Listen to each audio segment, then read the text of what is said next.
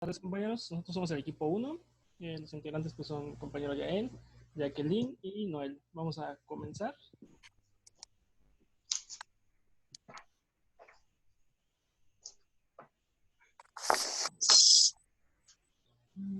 Ok. Nosotros vamos a tener lo que es la mononucleosis infecciosa, también conocida como enfermedad del beso, fiebre glandular o de los enamorados. Pues este va a ser un síndrome clínico que presenta datos de faringitis, fiebre y linfadenopatías. Esa como tal pues va a ser la triada que va a distinguir a la mononucleosis infecciosa. Esta pues puede ser ocasionada por diferentes etiologías, principalmente por el virus del Epstein-Barr, aunque también la bibliografía menciona que un 7% puede estar ocasionado por citomegalovirus. Esto va a estar afectando sobre todo a niños y adultos jóvenes.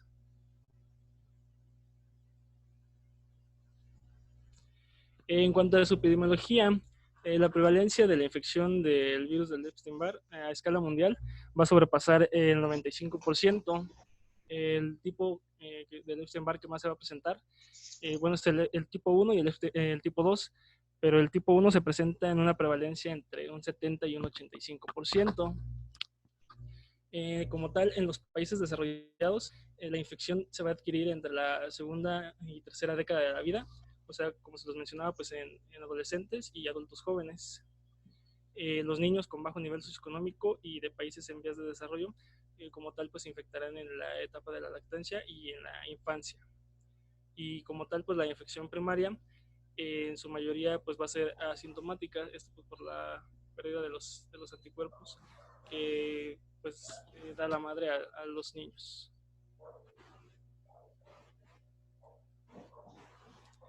El reservorio y portadores. Los humanos son el único reservorio natural para el virus del Epstein-Barr. La eliminación como tal de este virus en saliva pues va a permanecer durante meses.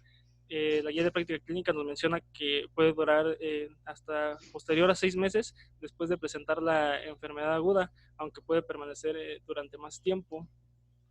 Como tal, pues la inmunosupresión nos puede facilitar la reactivación de un virus del Epstein-Barr que pues es latente, o sea que ya se encuentra en nuestras células, en los linfocitos tipo B.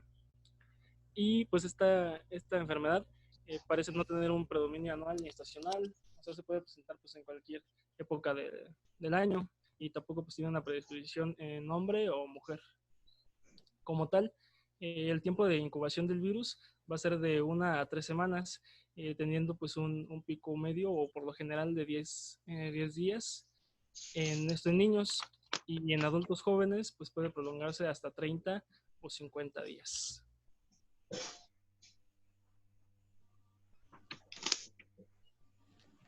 El agente causal, pues como se los comentaba, pues es el virus del Epstein-Barr. Este va a ser un virus que pertenece a la familia Herpesviridae. Es un herpes virus tipo 4, que pues son, como bien sabemos, hay virus que afectan directamente a los humanos. Va a ser linfotrópico por la capacidad que tiene de afectar al sistema linforeticular, como se los comentaba, pues directamente a los linfocitos tipo B. Este pues tiene un núcleo de DNA bicatenario lineal, es rodeado de una cápside icosaédrica, va a contener 162 capsómeros, tiene un tegumento de proteínas y va a estar envuelto en pues, una envoltura viral con glicoproteínas. Y como tal, pues existen dos tipos, va a ser el tipo A, que es el más frecuente en el occidente, y el tipo B, como tal, pues en África Central. Y estos van a diferir en los genes EBNA3, que son genes que nos sirven para la transformación y la reactivación de células infectadas. Esto pues como tal en la fisiopatología se los va a explicar mi compañero Yael.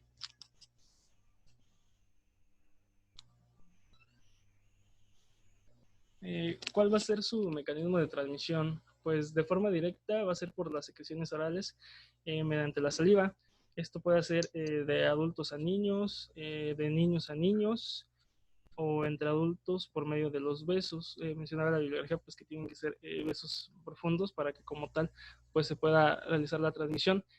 También es importante recalcar que en niños también puede ser a través de fomites, como lo son los juguetes.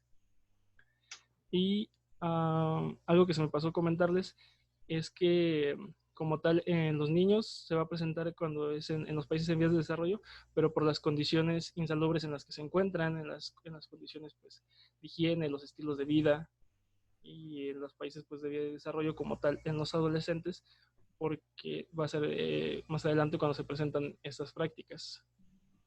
Y también en raras ocasiones pues, puede ser por contacto sexual, transfusiones sanguíneas o trasplantes de médula ósea. Y bueno, como podemos ver aquí en el esquema, pues va a ser la transmisión beso a beso, transmite pues la saliva y nos va a provocar, bueno, llega a la orofaringe y pues como tal al unirse a los receptores CD21, eh, este virus pues nos van a infectar a los linfocitos tipo B. Y bueno, seguimos con la fisiopatología. Bien, vamos a continuar con la fisiopatología. La siguiente, por favor. Sí me escuchan todos, ¿verdad? Sí. Bien, para continuar con esto tenemos que saber acerca sobre su estructura y la replicación. Y una característica de este virus es que tiene un tropismo celular por los linfocitos B, las células epiteliales de la bucofaringe y la nasofaringe. Son tres puntos importantes de acciones que va a realizar este virus. La primera va a ser una replicación en los linfocitos B o en sus células epiteliales. La segunda es que va a crear una infección latente en los linfocitos B de memoria. Esto simplemente si hay presencia de linfocitos T competentes. Es importante saber esto, ya que sabemos que hay enfermedades en las cuales los linfocitos T no son competentes. Un ejemplo de esto pues es el VIH-Sida. El último punto es que el virus del Epstein-Barr puede estimular a los linfocitos para que sean inmortales. ¿Cómo es que se van a pegar este virus a estas células epiteliales? Es que el tropismo está dado justamente por el receptor del componente C3D del sistema de complemento. Recibe otros nombres como el CR2 o CD21, que como bien Noel ya había mencionado. Siguiente, por favor, amigo. Ahora bien, repasando algunas de otras estructuras, estas son algunas proteínas víricas. Tenemos a lo que son los antígenos nucleares del Epstein-Barr, que sus abreviaciones EBNA, y de estos vamos a tener diferentes tipos. EBNA1, este va a ser el responsable de mantener la infección. EBNA2 es el responsable que se inmortalicen de cierta manera los linfocitos. Y de aquí vamos a tener otras formas como el 3A, 3B y 3C que van a servir para tienen otras funciones. La PLM, que es una proteína membrana de latencia, este tiene una actividad similar a oncogenes. Esto es importante porque nos puede dar ciertas complicaciones que más adelante se mencionarán.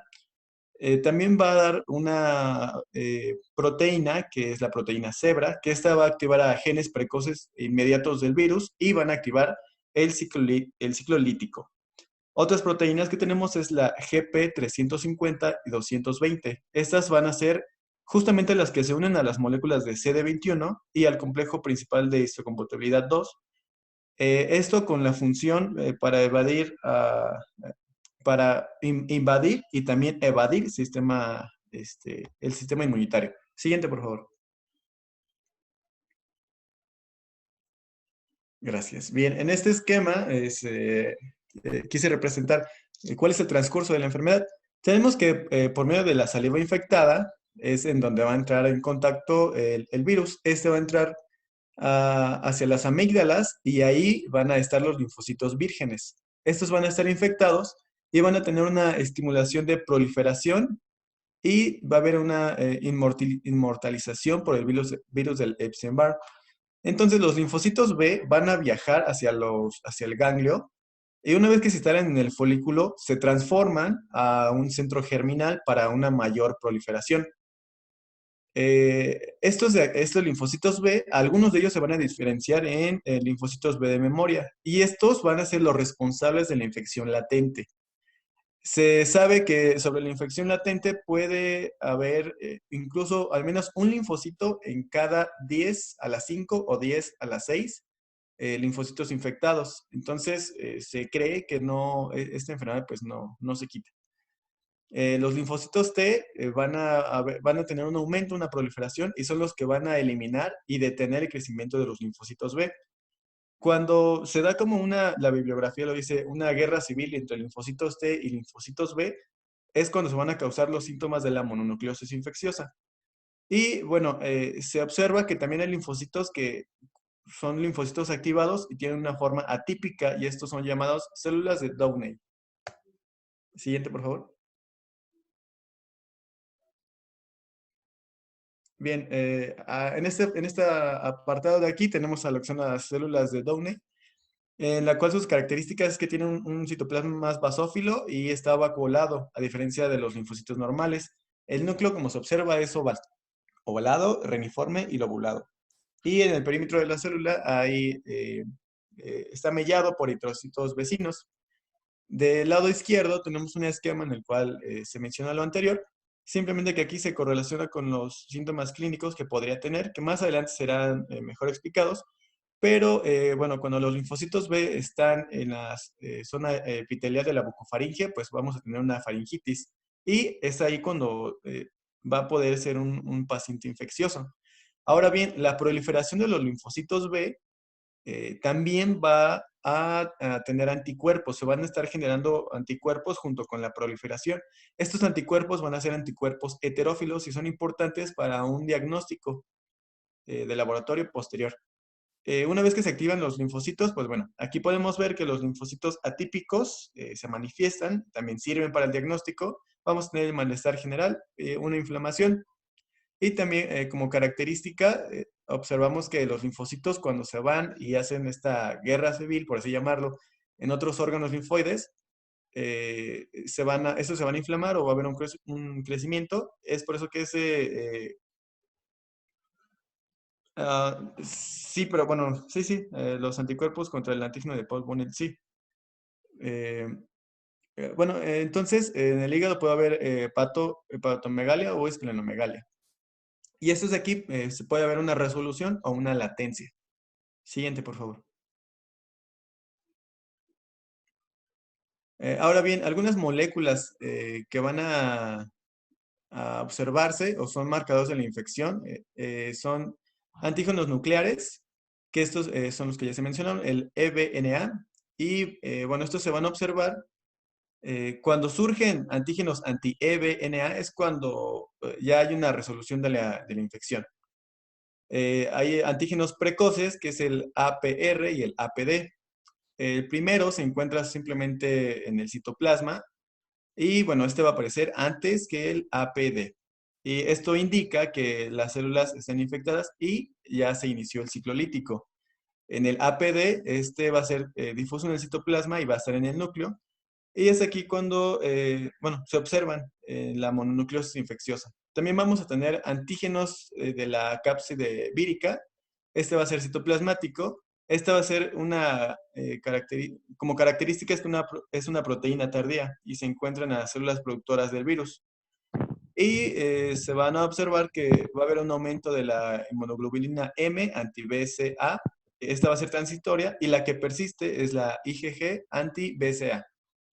Ahora también tenemos antígenos de membrana, que estos se van a encontrar en la superficie celular. Y como asociación biológica tenemos que son las glucoproteínas de envoltura, igual que el antígeno de cápside vírica. Los anticuerpos heterófilos, pues bueno, son los que se van a identificar con el antígeno de Paul Bonnell en eritrocitos de oveja, caballo y ganado vacuno, como pues ya nos había señalado Santiago. Bueno, esto va a ser característico porque se da cuando los linfocitos B están siendo estimulados para una proliferación. Y bueno, se dice que el 50% de los pacientes aparecen los síntomas precoces. La siguiente, por favor. Y bien, en esta parte de aquí vamos a observar una parte más molecular, recordando las proteínas víricas que ya se habían mencionado. Lo que cabe resaltar aquí es que pueden haber complicaciones. Eh, Algunas de estas complicaciones es la leucemia, linfomas o linfoma africano de Burkitt y pues bueno, también puede tener la latencia. La siguiente, por favor. En esta imagen vamos a observar que es el linfoma de Burkitt, el linfoma africano de Burkitt. Su etiología, pues bueno, conocemos que es el virus del Epstein-Barr. O algunas de otras complicaciones relacionadas con las moléculas expresadas de este virus es el carcinoma gástrico, linfoma de Burkitt, linfoma de células B grande difuso, linfoma de Hodgkin, linfoma de células T o natural killer y las natural killer, un carcinoma nasofaringio que este de aquí, cabe resaltar que tiene una mayor incidencia en China. Las enfermedades linfoproliferativas post-trasplante y linfomas asociados al VIH-Sida también se dan. La siguiente, por favor.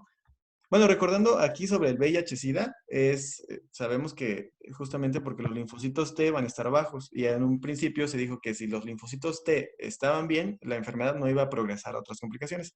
Siguiente, por favor. En cuanto al cuadro clínico, mencionan que principalmente niños pequeños menores a 5 años es asintomático o con un cuadro atípico con faringitis leve.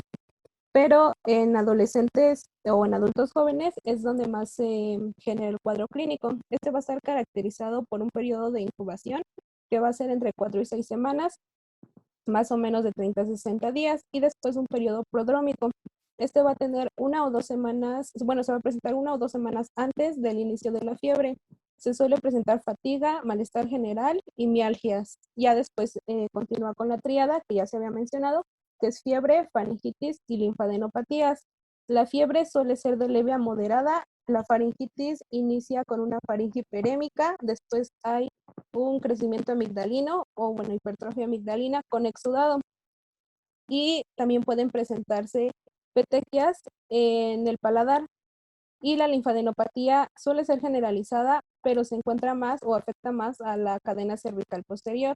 Y esta es dolorosa la palpación y son móviles. Entre otros signos, igual se encuentra la hepatosplenomegalia, pero esta suele iniciar más que nada en la tercera semana, y el exantema morbiliforme se encuentra en más o menos el 5% de la población. Es la imagen de su derecha, la que está abajo, y esta suele afectar a tronco y a extremidades y no produce prurito. La duración de los síntomas más o menos es entre 2 a 4 semanas, y el que tiene mayor duración es la fatiga. Esta suele durar hasta 3 meses o incluso 6. La siguiente, por favor.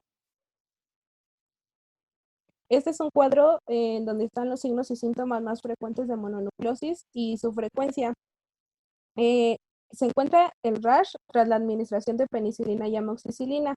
Mencionaba que muchas veces se confundía la patología con una faringoamigdalitis de origen bacteriana. Entonces se le administraban antibióticos, principalmente estos, y tras la administración de estos aparecía un exantema maculopapular que afectaba tanto a cara, cuello, tronco y extremidades. No se sabe realmente el por qué aparece de esto, pero dicen que es una pérdida de la tolerancia del fármaco por parte del virus o por una inmunoestimulación igual por parte de este.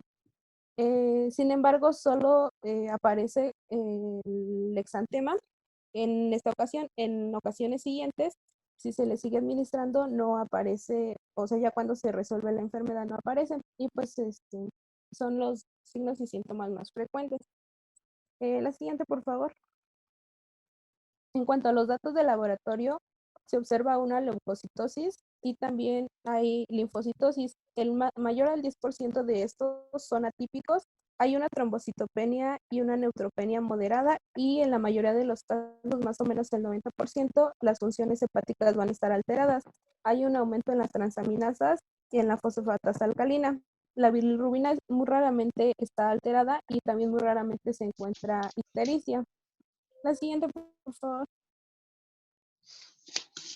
En el diagnóstico, más que nada va a ser clínico, los hallazgos hematológicos y la prueba serológica. La guía de práctica clínica marca los criterios de laboratorio para considerar el diagnóstico de mononucleosis infecciosa. En estos marca linfocitosis, que sea mayor al 50%, mayor al 10% tienen que ser linfocitos atípicos, y la prueba serológica tiene que ser positiva. Para esto se encuentran anticuerpos no específicos, que son los heterófilos, y hay pruebas cualitativas como la monospot y monotest.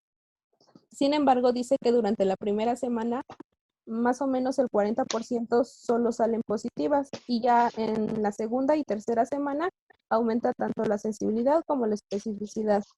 En pacientes menores a 10 años y en pacientes que salgan negativas a esta prueba se le realiza la siguiente, la de anticuerpos específicos. Entre ellas pues, está la inmunoglobulina M contra el antígeno de la cápside viral y la inmunoglobulina G.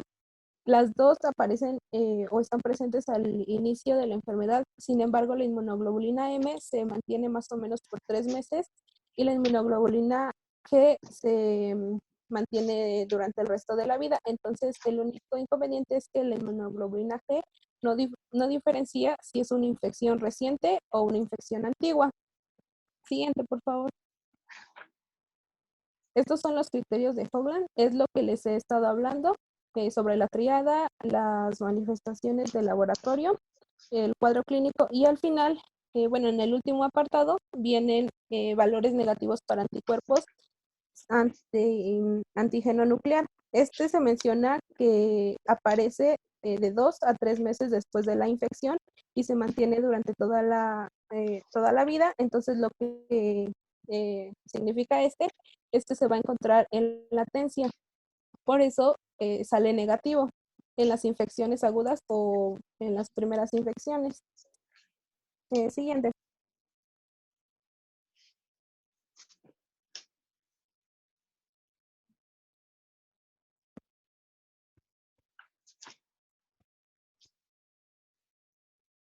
Aquí como tal, las complicaciones, vamos a tener complicaciones pues, neurológicas, respiratorias, hematológicas y esplénicas.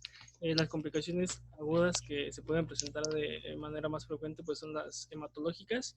Se presentan pues, en general en un 20 a 50%, perdón, a 30%, que puede ser anemia hemolítica, aplásica o trombocitopenia y neutropenia. También las complicaciones leves, pero no tan comunes, pueden ser las neurológicas, la parálisis facial, meningitis escéptica, neuritis óptica, convulsiones.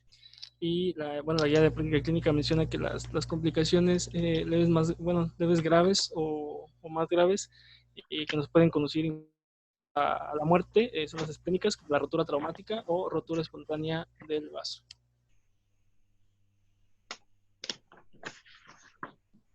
En cuanto al diagnóstico diferencial, como ya lo hemos estado mencionando, se tiene que hacer con otras como citomegalovirus, primoinfección por VIH, toxoplasmosis, herpes virus tipo 6 o por faringitis estreptocócica. Bueno, en este cuadro se muestran los signos y síntomas más frecuentes de mononucleosis y la variación entre las diferentes patologías. Y pues también, por ejemplo, al inicio mencionaban que el citomegalovirus era el responsable del 7% de mononucleosis infecciosa. Sin embargo, cuando se realiza la prueba de anticuerpos heterófilos, pues esta sale negativa en citomegalovirus. Siguiente. Y pues el tratamiento, la enfermedad va a ser una enfermedad benigna y se autolimita, entonces realmente no, bueno, simplemente es sintomático, suele resolverse en un periodo de 3 a 4 semanas y se recomienda adecuada hidratación, evitar deportes de contacto o alguna actividad física excesiva. Analgésicos y AINES menciona que el paracetamol y el ibuprofeno son bien tolerados y antibióticos en caso de una sobreinfección. Igual estar pendiente a datos de alarma como dolor abdominal o dificultad respiratoria que nos orientan más a alguna complicación. Siguiente. Y pues ya finalmente quisimos poner imagen en donde resume los datos más importantes que se mencionaron en la exposición y pues datos claves por si les sirve. Y pues eso sería todo de nuestra parte.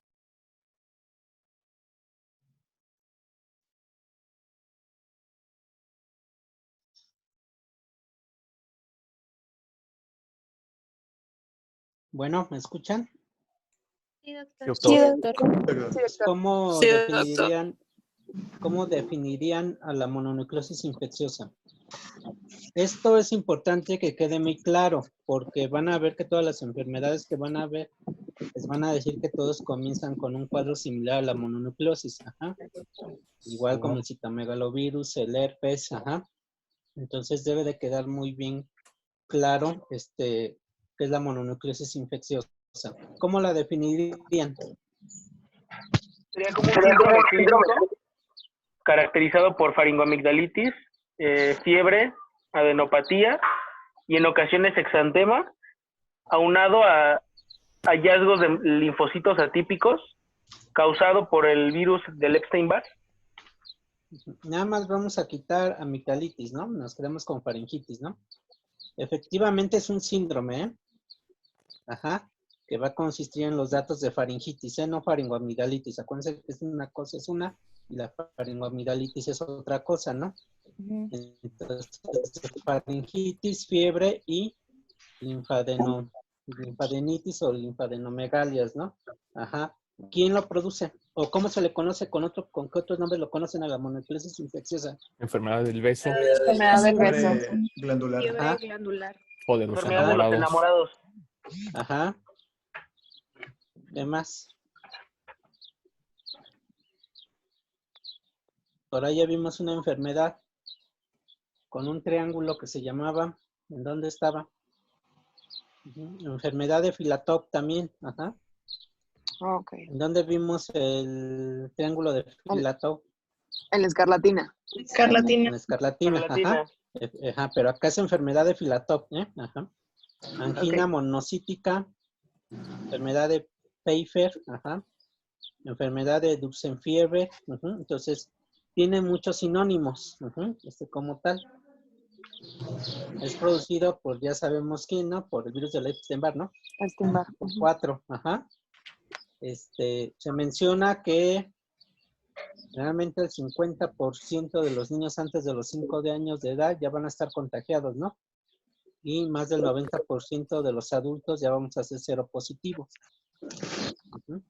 La transmisión, pues ya lo mencionaba, ¿no? Son las secreciones generalmente y por ahí mencionó igual algunos fomites, ¿no? La tríada, ¿cuál es? Fiebre, faringitis y Adenopatías.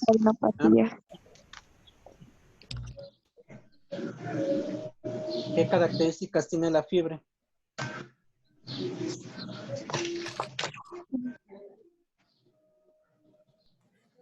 Yo tengo que se presenta por las tardes y alcanza hasta los 40 grados. Ajá, acuérdense que ya tuvimos una fiebre por ahí diferente, ¿no? Ajá, incrementa por la tarde y alcanza hasta, 39.5, 40 grados. La faringitis, ¿cómo es? Exudativa. Con Exudativa, puntacio ajá, gris. ¿qué más? Ajá, ¿qué más? Intensa y dolorosa, ¿no? La rinopfagia. ¿La adenopatías cómo son? General. Cervicales. Son Empiezan cervicales. como cervicales, retroauriculares y suboccipitales, pero de ahí se hacen generalizadas. Recuérdense que son simétricas, ajá. Sí. Sí. Generalmente son posteriores, ¿no? Comienzan anteriores y luego se hacen posteriores. Ajá. Porque por ahí ya vieron otro donde van a ver las adenopatías y van a marcar la diferencia, ¿no? ¿Qué otros síntomas podemos tener? Esplenomegalia. Galia. ¿Cuándo se presenta la esplenomegalia? En la segunda y tercera semana. Entre la segunda y la tercera semana. Ajá. La hepatomegalia. ¿Qué más tenemos? El Edema edema palpebral. pituitario. El rash. Ajá. El exantema. Y el exantema, ajá, y aquí hay que tener mucho cuidado, ajá, porque podemos tener una hepatitis, ¿no? Sí. ¿Cómo va a ser esa hepatitis aquí?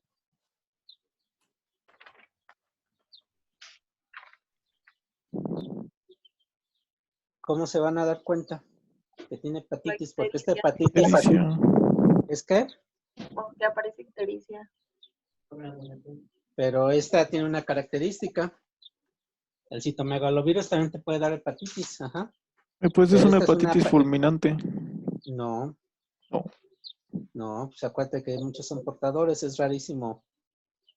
Yo encontré que es más común que se te con ictericia, que es más la elevación de las enzimas hepáticas. Efectivamente, va a ser una hepatitis anictérica, ¿no? No lo van a ver amarillo, pero sí van a encontrar elevación de las pruebas de función hepático. Ajá. Entonces da una, y inclusive pues una complicación, una hepatitis anictérica, ajá, como tales. También es autolimitada. ¿Mande? También es autolimitada.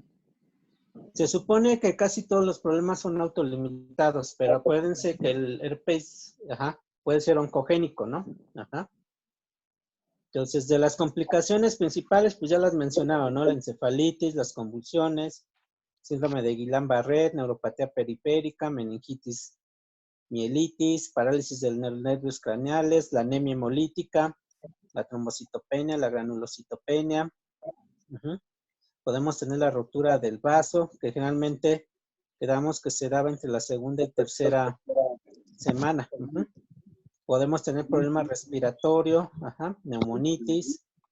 Entonces, el diagnóstico generalmente lo van a hacer por los 3 criterios clásicos de laboratorio. ¿Cuáles son? Linfocitosis, 50%, linfocitos linfocitos atípicos, atípicos y una prueba serológica positiva. Para Epstein-Barr. Efectivamente, linfocitosis mayor del 50, ¿no? Y atípicos más del 10% y las pruebas serológicas positivas para Epstein-Barr. ¿Qué es los anticuerpos de Paul-Bunel? ¿Qué son? ¿O qué es la prueba de Paul-Bunel? son anticuerpos que aglutinan con sangre de caballo o de cordero. Generalmente es cordero. Pero acuérdate que son anticuerpos que... IgM. ¿Heterófilos? Heterófilos, ajá. Heterófilos. Heterófilos, ajá, como tal. Que se van a encontrar, bueno, van a actuar sobre los eritrocitos de otras especies. Ajá, como tales. Entonces, esto ya va a entrar un poquito más en los criterios de Hogarth. Ajá. Y esto, para estos criterios, ya vas a tener, una cosa son los 3 parámetros que te van a dar, que también está metido aquí, ¿no? Ajá. Pero para eso necesitas tener que el paciente sospeche sobre la mononucleosis infecciosa, los linfocitos 50%, 10% de ellos atípicos, y pues el diagnóstico debe ser confirmado con los anticuerpos heterófilos, que son la prueba de monopods, ¿no? ¿Qué van a encontrar en la biometría? Citosis, leucocitosis. Linfo y leucocitosis. Y con linfocitosis atípica. Trombocitopenia moderada. Puede haber trombocitopenia, ajá, también. Aunque es rara, ¿no? ¿La aminotransferasa? Pueden estar elevadas, ajá, y no lo vas a ver amarillo al paciente, ¿no? Entonces, se menciona que generalmente el periodo de incubación pues es muy variable, ¿no? De 30 a 50 días, ¿no? Como tal. Y el tratamiento, pues llamamos de sostén. Nada más, ajá. La primoinfección, ¿dónde ocurre? ¿En orofaringe? Vías aéreas superiores. Bueno, vías aéreas, pero ¿dónde ocurre la primoinfección o infección primaria? En las amígdalas. ¿Mande? En las amígdalas. Bueno, ¿en qué etapa ocurre? ¿En latentes o infancia? ¿En niños en lactancia o infancia? Ajá. ¿En la infancia? En la infancia, ajá. Y generalmente es asintomática, ¿no? Como tal. O presentan Ya síntomas posteriormente se puede quedar como infección persistente, ¿no? En donde vamos a hacer así el portador y va a estar en la orofaringe o inclusive en los linfocitos tipo B. Es donde se va a encontrar ya la persistente. Ajá. Doctor. ¿Y qué es la infección activa crónica por virus de Epstein-Barr? Esta la van a ver también en HIV. Cuando hay residuos por una inmunodepresión. Así es cuando los linfocitos T están inmunocompetentes, entonces no hay quien frene a los linfocitos B. No, es cuando vamos a encontrar fiebre, neumonitis intersticial, pancitopenia Disfunción y cognitiva. uveitis. Uveitis, ajá, como tal. Y esa es una infección activa crónica por virus del Epstein-Barr. El tratamiento, pues nada más es sintomático. ¿Qué le van a dar? ¿Ácido acetilsalicílico? No. No. No. No. ¿Qué le van a dar? Ibuprofeno, paracetamol. Paracetamol. Eraines o Con puro, paracetamol. ajá, con puro paracetamol, sus medidas generales, que tome abundantes líquidos. Ajá, y el reposo. Ajá. Aquí acuérdense que luego el reposo es primordial. ¿Por qué? Por la fatiga que se presenta en el cuadro clínico. Aquí ya posteriormente hay que hablar de un síndrome de desgaste físico, que efectivamente tienen que hacer el diagnóstico diferencial entre el síndrome de desgaste físico producido por Epstein-Barr contra el síndrome de desgaste físico producido por el virus del HIV. Ajá. Ujú. Este también te da, pero para que tengas el síndrome de desgaste físico, ¿cuánto tiempo tiene que pasar?